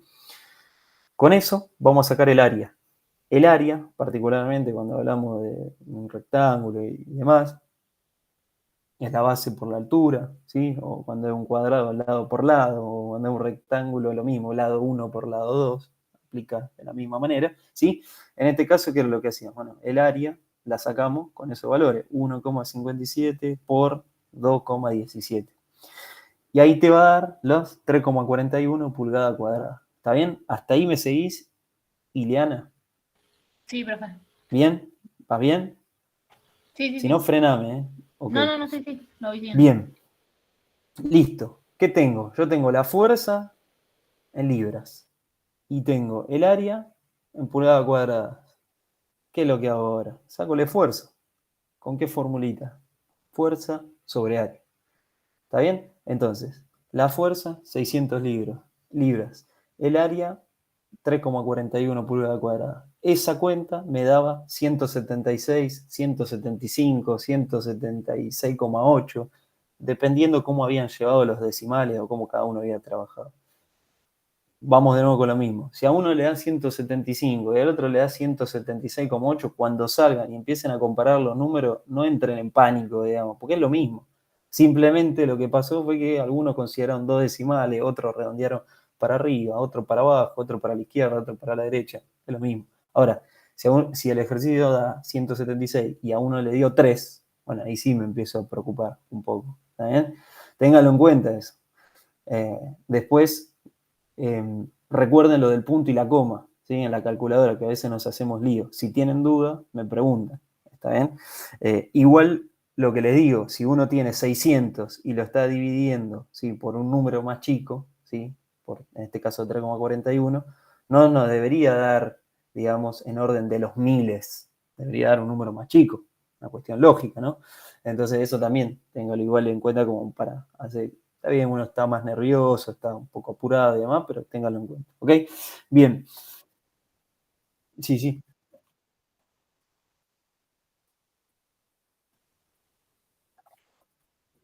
ok, buenísimo, bien, acá la compañera entonces se ofrece entonces a hacer el cambio de las calculadoras, bien. Igual si surge la duda, lo aclaramos, no hay problema. Ese es el punto 1. Nos piden sistema inglés, las unidades del sistema inglés son libras sobre pulgada cuadrada, que es lo mismo que decir PSI, dato, digamos, o consideración extra. Si a ustedes le dicen, se tiene un esfuerzo de, vamos a suponer, 150 PSI, ¿está bien? Es lo mismo que decir 150 libras sobre pulgada cuadrada, ¿está bien? Eso es igual. ¿Por qué? Dijimos que PSI viene de la nomenclatura o la sigla en inglés. Pound, square, inch. Que es libra sobre pulgada cuadrada, digamos, ¿está bien? Entonces, ustedes ven en el ejercicio, por ejemplo, que le da el esfuerzo, vale 130 PSI. Bueno, son 130 libras sobre pulgada cuadrada, digamos. No hay que hacer ninguna conversión, ningún pasaje de unidad, ni nada, ¿está bien? Punto 2. Indique según la figura qué tipo de esfuerzo está produciendo, un esfuerzo de tracción, ¿sí? Como vimos en los ensayos, ¿ok? El punto número 3 dice, teniendo en cuenta el valor del esfuerzo obtenido en 1, calcule cuál sería el diámetro resultante de un caño de sección circular para una fuerza de 1200 N. Bien, algunas consideraciones para este ejercicio que estuvimos viendo y las repasamos. La particularidad con el teniendo en cuenta valores anteriores. Lo malo de esto, que si está mal el 1, va a estar mal el 3. Digamos, ¿está bien? Entonces, ahí redobla un poco el esfuerzo, digamos, y en esto que le digo de hacerlos tranquilos, digamos, el ejercicio, porque arrastra error y va a estar mal directamente el ejercicio. Entonces, teniendo en cuenta el valor del esfuerzo obtenido en 1, ¿qué quiere decir eso? Bueno, en el primer ejercicio te pidió, ¿sí?, que saques un esfuerzo. Bueno, vos ya tenés como dato ese esfuerzo, 176 libras sobre pulgada cuadrada. Listo, primer dato. Segundo, ¿cuál sería el diámetro resultante? Bueno, ¿qué nos pide calcular? El diámetro. ¿De qué? De un caño. Ya nos olvidamos de este gráfico que estamos viendo o de la imagen que estamos viendo, ¿sí? Nos pide ahora otra pieza, un caño, ¿sí?, determinado. De sección circular, ¿está bien? ¿Qué nos va a decir la sección circular? ¿Qué información nos da? Bueno, cómo calcular el área. ¿Sí? Cuando nosotros hablamos del área del círculo, estamos diciendo que es pi por radio al cuadrado, ¿está bien? O pi por diámetro al cuadrado sobre 4, cualquiera de esas dos ecuaciones. ¿Para qué? Para una fuerza de 1200 newton, ¿está bien? Otra vez nos volvemos a encontrar con el caso del primer ejercicio. Tenemos, por un lado, el esfuerzo en el sistema inglés, y por otro lado la fuerza en el sistema internacional, en Newton. ¿Qué es lo que tenemos que hacer? O pasamos el esfuerzo al sistema internacional o pasamos la fuerza al sistema inglés. Cualquiera de las dos versiones está bien. Acá no les pedía particularmente que sea viviendo bien, en ningún sistema en especial. Lo que yo haría, digamos, o lo que sugeriría, como siempre le digo, es el camino más sencillo, más corto y que menos, digamos, posibilidad de cometer errores exista. ¿Qué información tenemos? Bueno, sabemos que la equivalencia de Newton a libra es 4,44 Newton, es una libra. Bueno, ahí convertimos esos 1200 Newton a libra y ahí tenemos la fuerza. La fuerza en sistema inglés. El esfuerzo en sistema inglés también. Ahí despejamos el área, ¿sí? ¿Por qué despejamos el área? Porque lo que nosotros nos pide es que saquemos el diámetro del enunciado. Ahora, ¿el diámetro dónde lo teníamos? Bueno, en este caso lo vamos a tener del área, ¿ok? Despejamos el área, ¿sí? Fuerza sobre esfuerzo, nos da 1,53 pulgadas cuadradas. Nosotros ya sabemos que el área equivale a 1,53 pulgadas cuadradas, que es lo mismo que decir pi por radio al cuadrado. Y ahí vamos a despejar, por ejemplo, el radio. Después el radio, sabemos que 2 veces el radio es el diámetro, y ahí tenemos el enunciado.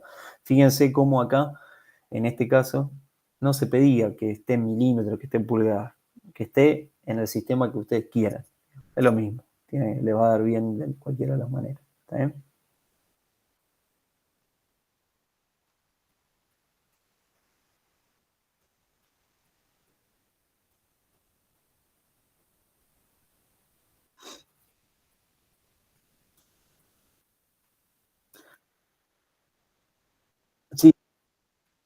Ok, sí, sí. Ahí, vos lo que... Sí, 1,53 es el área que vos sacaste de antes. Hasta ahí me seguís. Bien, el área es igual a ¿qué? A pi por radio al cuadrado. Lo que vos tenés que despejar de ahí, lo que tenés que hacer que te quede solo, digamos, es el radio. ¿Digamos? Entonces, ¿cómo empezás a despejar eso? Bueno, ese 1,53 lo dividís, digamos, por pi. Primero pasás el pi al otro lado que está multiplicando, lo pasás dividiendo.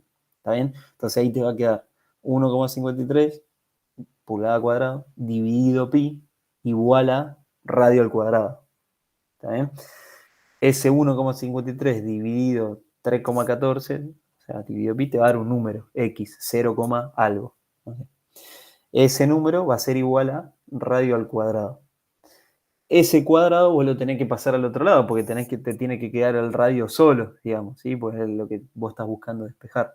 Los cuadrados, digamos, lo que estaba elevado al cuadrado, ¿cómo lo pasabas para el otro término? En forma de raíz, ¿se acuerdan? Entonces ahí le va a quedar la raíz cuadrada de 1,53, ¿sí? Dividido pi, ¿está bien? Y ese va a ser el valor del radio. 2 por ese valor del radio les va a dar el diámetro, que es lo que se está pidiendo. ¿Está bien? Ahí, claro. Exactamente. Y ahí te quedan pulgadas, digamos. Ahí te va a quedar al radio, no sé cuánto daba, no me acuerdo, tantas pulgadas. ¿Está bien?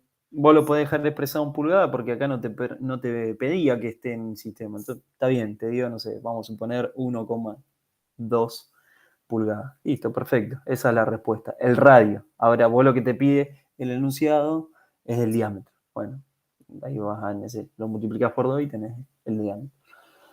¿Está bien? Y de acá las variantes que un poco estuvimos viendo, ¿sí? La idea es, bueno, ver alguno a ver, esperen.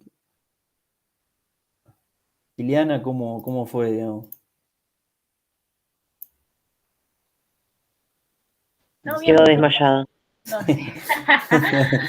Sí. La que vea. No, sí, lo pude seguir. ¿Sí? ¿Lo seguiste? Sí, sí. Bien.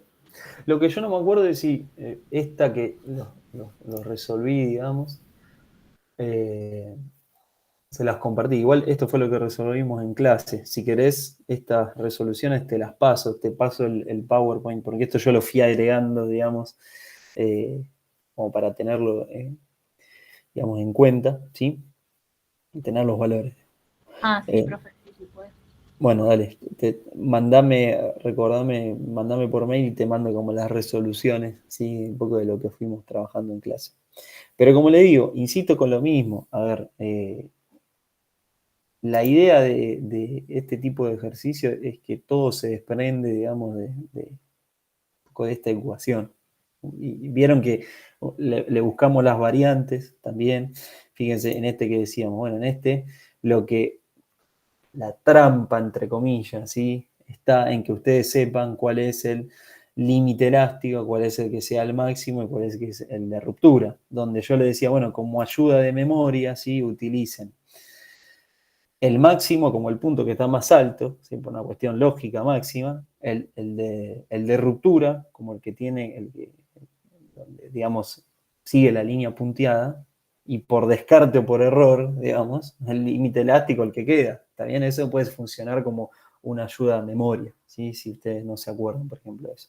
Entonces, en este caso particularmente decía, para este ejercicio, bueno, calcule la fuerza, ¿sí? Para cada uno de los puntos, ¿sí? Que figuran ahí. Bueno, para el punto de resistencia máxima, ¿sí? ¿Qué es lo que nosotros vamos a tener? Bueno, el valor del esfuerzo, ¿sí?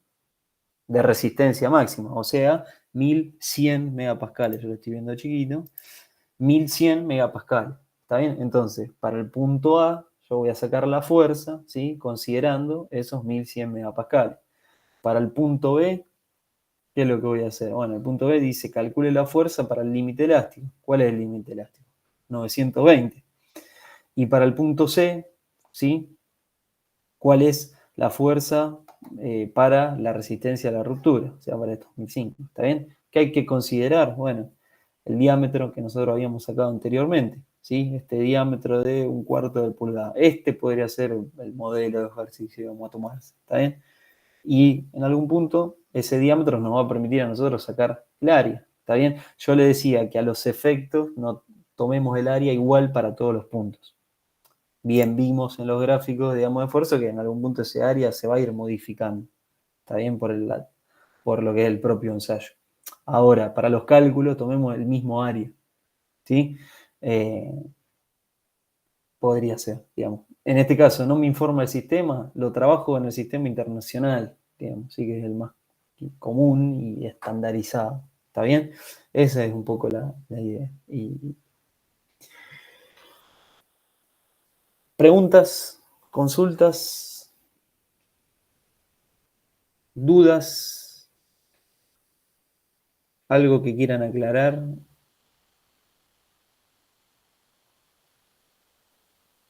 ¿Nada? No, nada, profe. Nada. Bueno. Profe, lo único que Profe, Yo les tengo mucha fe. ¿Qué quieren que les diga? Bueno, yo no. Bueno, Nada. la vamos a decepcionar. No, Profe, no.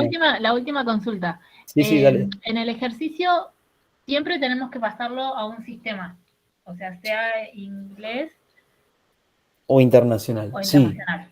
Siempre todas digamos, las magnitudes las tenés que trabajar en el mismo sistema, digamos. O sea, vos trabajás, te pide sacar el esfuerzo, por ejemplo. Bueno, ahí nos íbamos al cuadrito que teníamos antes, ¿sí? Ese cuadrito que ustedes vieron que Sí. yo les puse los sistemas, no me acuerdo si lo tengo en este de acá. No, justo en esta presentación no lo tengo. Que estaban los sistemas. Ahora decíamos, bueno, teníamos esfuerzo, sistema internacional, sistema inglés. Fuerza, sistema internacional. Bueno, si en algún punto te pide calcular el esfuerzo, no podés tener la fuerza en el sistema inglés y el área en el sistema internacional. Todo en el mismo sistema. Porque ese cálculo o sea, como tiene una incongruencia, no tiene solución, digamos, en algún punto no se puede realizar, no es realizable, ¿sí? Es como yo el otro día ponía el ejemplo de sumar peras con banana. No puedes sumar pera con banana. ¿Vas a tener pera o vas a tener banana? Digamos. O sea, no tiene sentido, digamos. No tenés una pera banana, digamos. ¿Está bien? Entonces, lo mismo acá, digamos. La fuerza del área en el mismo sistema, ¿sí? Inglés o internacional. Si no te lo aclara, idealmente en el internacional. Si no, en el que les resulte como más cómodo trabajar, más preciso trabajar por cómo vienen realizando los cálculos, ¿sí? Eso no va a estar mal, no le voy a poner mal porque yo quería que sean internacional y lo hicieron en inglés. No, mientras que estén bien los cálculos, está bien, si no se aclara, ¿ok? Entonces, esa es la idea. El cuadro, las equivalencias yo las voy a anotar, Rolando. La idea es que no tengan así como cuadros, esas cosas, porque por ejemplo, no sé, el pasaje de Newton a Libra, supongamos, bueno, si queda duda lo anotamos en el pizarrón. Si cualquier equivalencia particular que sea necesaria o necesiten para hacer el ejercicio, yo se las anoto en el pizarrón, digamos, ¿sí?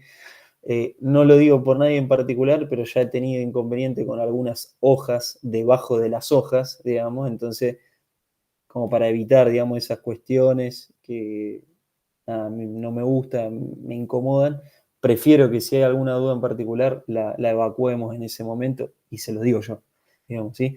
Profe, ¿y las fórmulas también o no? Fórmula tenés una, ¿o no?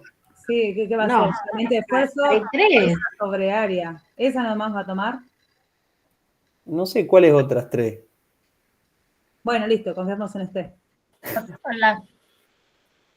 Bueno, sí, sí. La elongación y la reducción de área. Bueno. No. ¿Cuántas, profe? No, pero No, pero Ya está, el ya fue. profe va a tomar solamente el de esfuerzo, por eso. Sí, está de esfuerzo. Sí. Ya El Hola. profe, el único ejercicio que va a tomar va a ser el que acaba de explicar.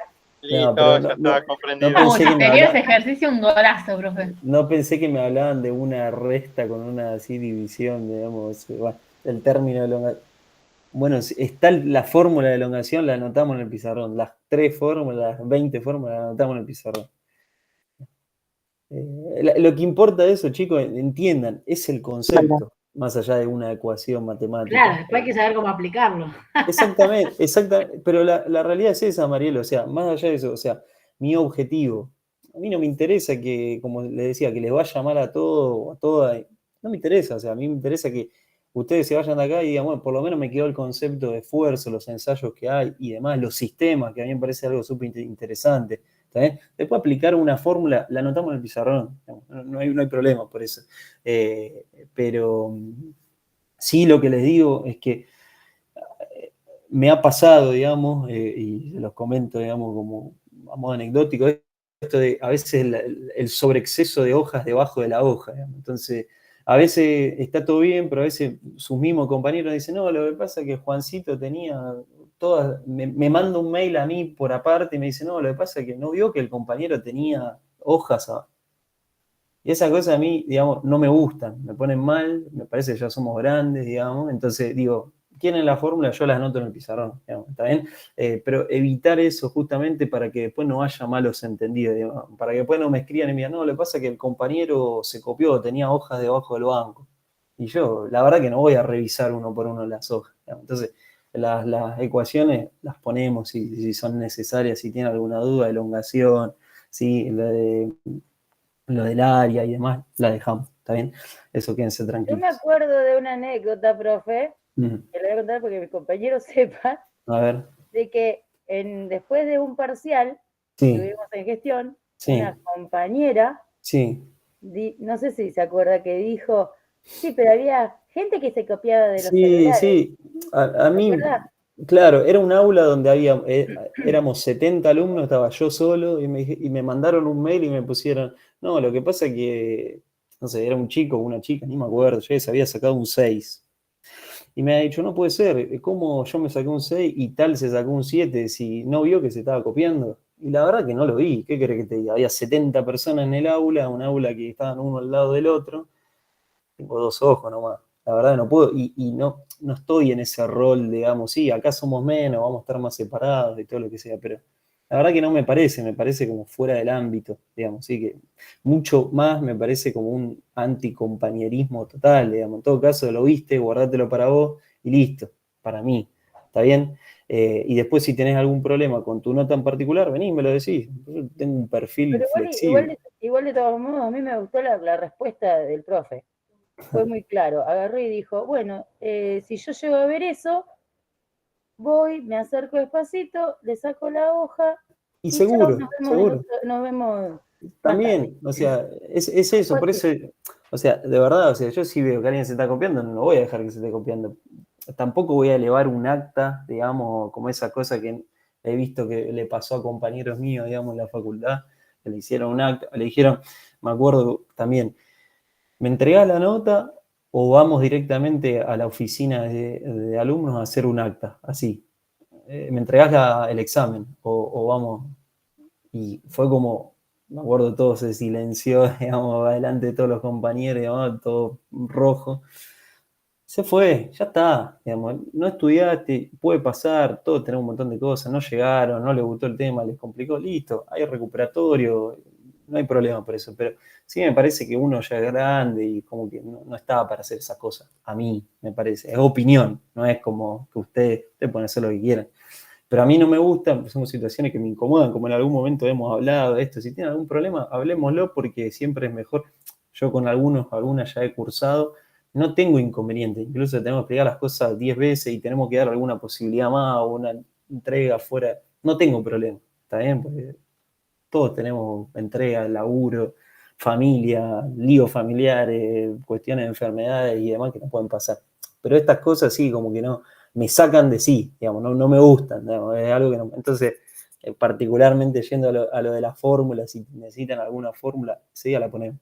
Yo me voy a sentir como en algún punto que cumplieron con los objetivos y al final de la materia se quedan con todos estos conceptos, más allá de hacer una ecuación matemática. También ahora estaban haciendo un doctorado en mecánica y bueno, ahí cambia un poco la situación, digamos, ¿sí? Es distinto, porque hay un montón de cuestiones que van más allá de una resta o de una división, ¿sí? Así que bueno, esa es la idea. En fin, nos fuimos un poco por las ramas, perdón. No sé si quedó alguna duda. Se desahogó, profe.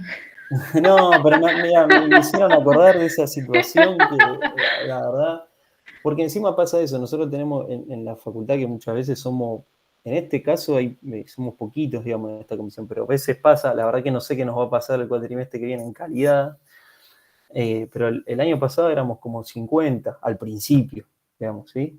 Y a veces son más, y quizás acá se da que, depende por una cuestión de disponibilidad de los profes y demás, a veces se da que nos tocan cursos muy numerosos. Entonces hay cuestiones que son muy complejas de manejar la realidad, digamos. Una de ellas es la corrección de los exámenes y demás cuestiones. Entonces, sucede, y bueno, ustedes, nada, ya... Encima éramos un montón y nos mandaron en el aula esa chiquita que nos morimos Sí, de que calor. no había luz, no sé, no me Era acuerdo. una cosa terrible. Sí, Que sí, fuimos a tal. dar el examen, creo que fue el último. El último último. parcial. Y el primero también, sí, el primero no había luz o algo así. Nos tocó en el aula de abajo también. Claro. Que también éramos muchísimos y no entrábamos, Sí, estábamos sí. todos ahí. Después fue en la aula chiquita, que ahí nos morimos. Sí, esos días de diciembre Sí. hizo un calor infernal. Pero bueno, es parte del segundo cuatrimestre, digamos. Ya no sé si nos cruzaremos o si estarán en calidad. Seguramente compartiremos o estaremos con Mariano, porque a veces Mariano está también. En fin. Bueno, si tienen alguna duda o alguna pregunta, como le dije, yo mañana voy a estar. Y si no, por mail y demás, me avisan, ¿sí? La idea es martes que viene, 18:30, en la facu no tengo el número de aula todavía, ya mandé el mail, porque, bueno, son muy solicitadas las aulas, así que si lo sé, se los aviso, si no, nos vemos el día directo ya. Profe, ¿y el lunes también a las 6:30 o a las 6? Sí, no, también.